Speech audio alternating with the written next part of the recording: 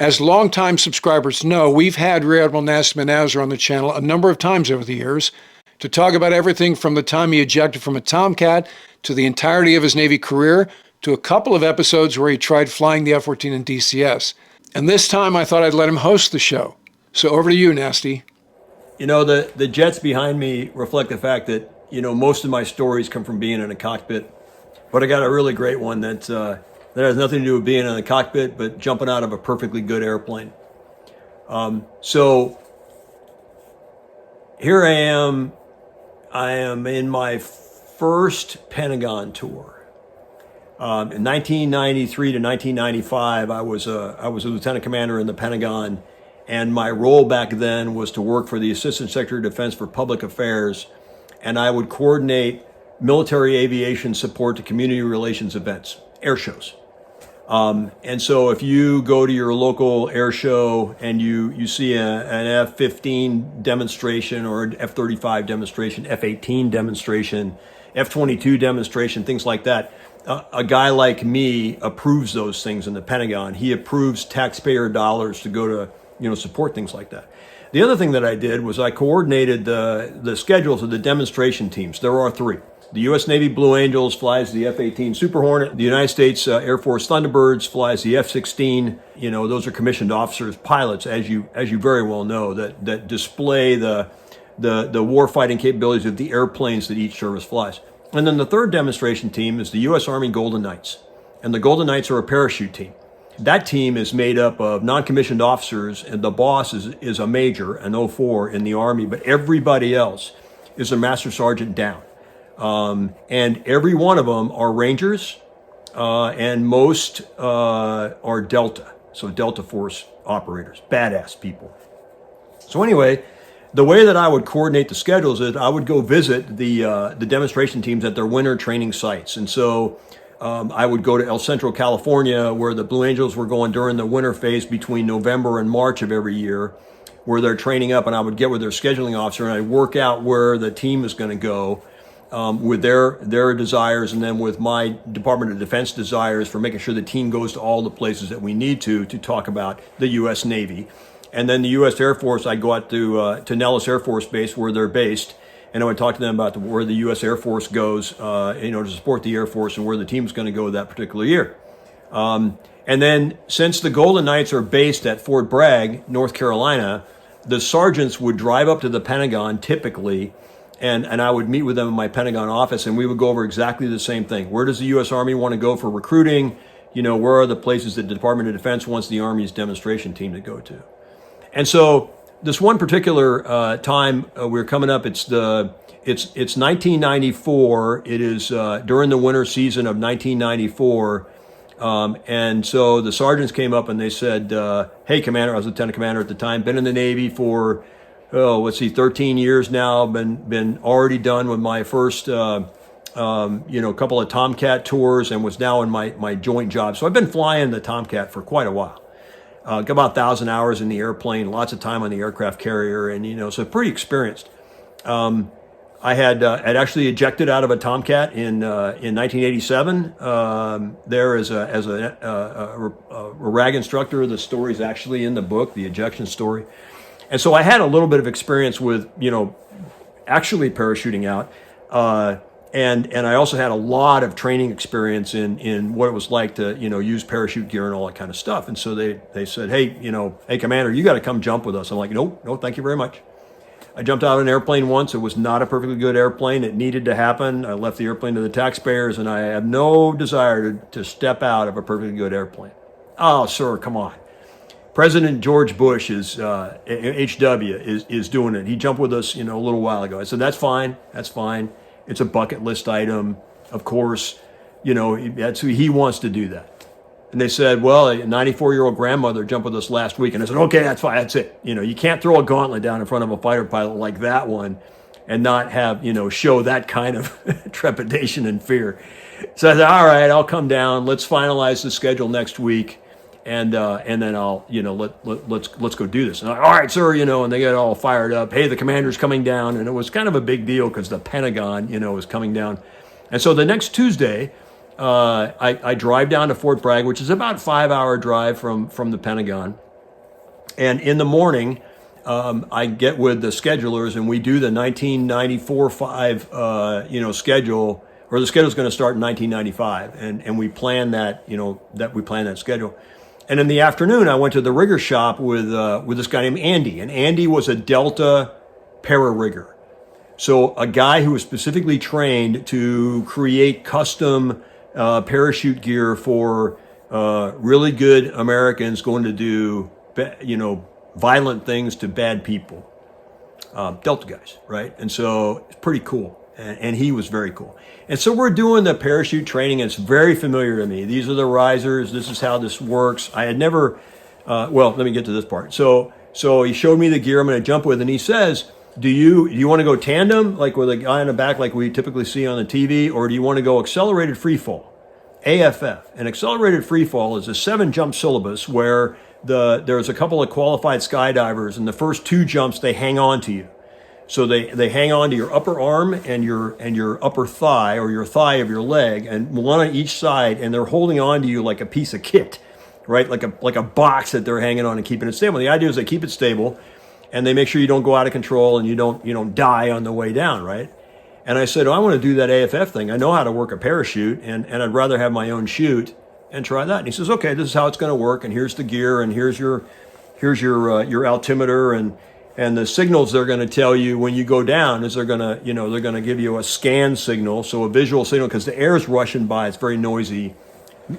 Scan looks like this, like right in front of your face. This is the pull signal. Just pull. They point at you. It's like pull, in this thing and stuff. So, okay, so there's some training, and Andy hung me, and I practiced my arch. We don't get your arch right. It's called a potato chip. When you're potato chipping all the way down like that. So I was. And obviously, my back, I'm a fighter pilot. I'm like, and what my arch felt like to him, or it looked, what a good arch felt to me like was horrible to him. I was still like that. And he's like, arch, and in fact, in the air, they will yell at you, arch, like that. So you really, get like that, because the aerodynamics of your body change a lot when you arch, in the air like this. So it's, you got to over exaggerate if you're not used to it yet.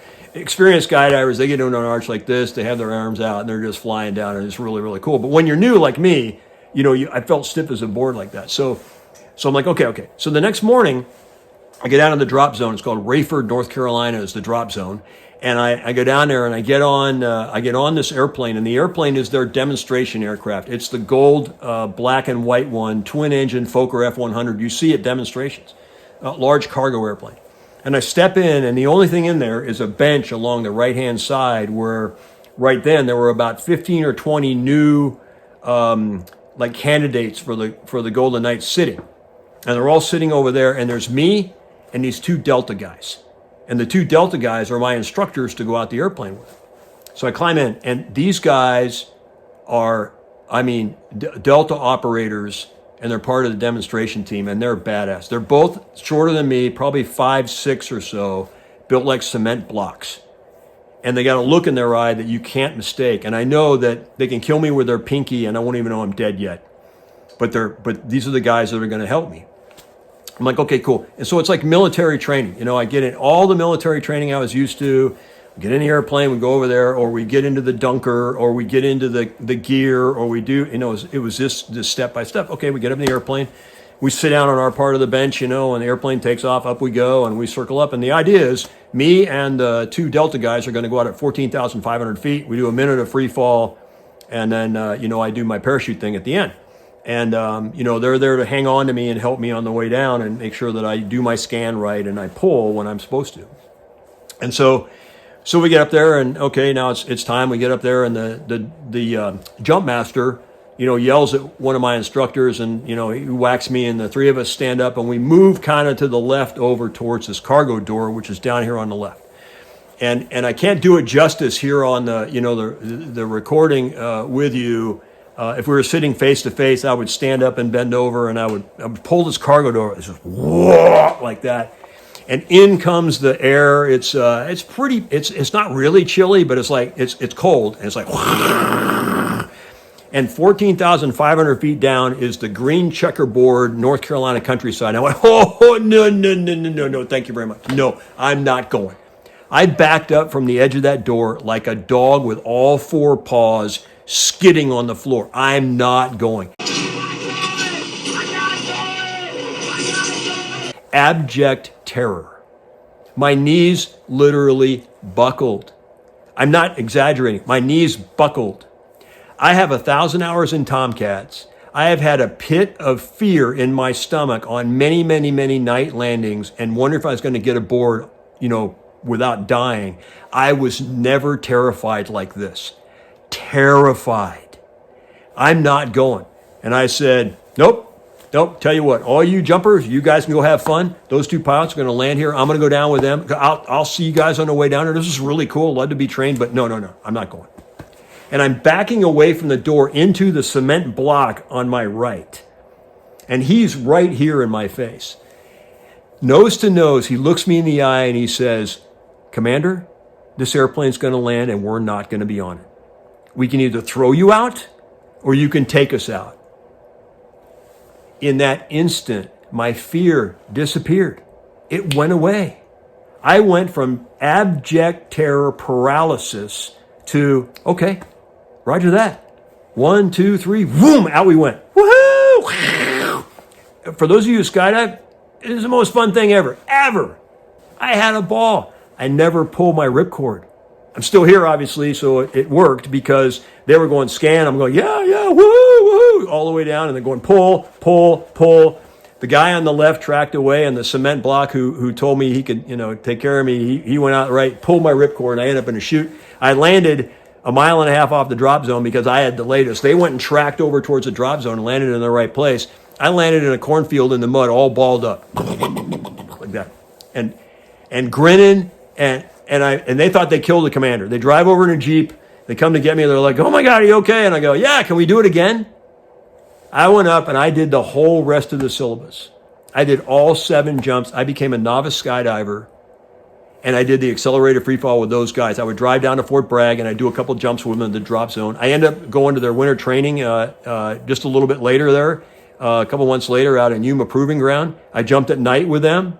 I have a total of 26 free falls with the Golden Knights. The last 3 are at night. First one, parachute malfunction right above my head. And I'm still here. I got myself out of it. That's a story for another day. But here's the thing. If you take away the fear, it will take away the fear and the uncertainty. It will take away the fear that the person that works with you, for you, around you, or somebody you're trying to convince, they'll go with you.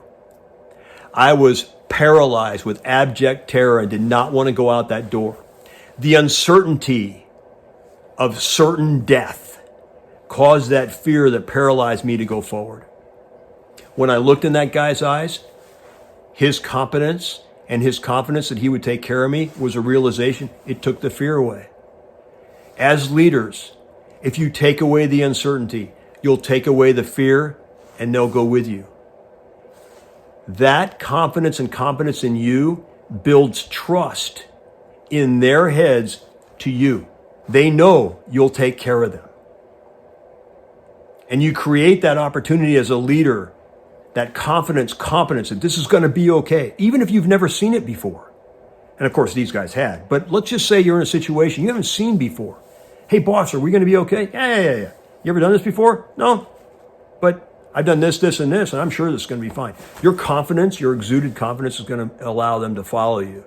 So when you've heard people say, hey, I followed that guy through fire, I followed that girl through fire, I do anything for that person, it's coming from a position of trust.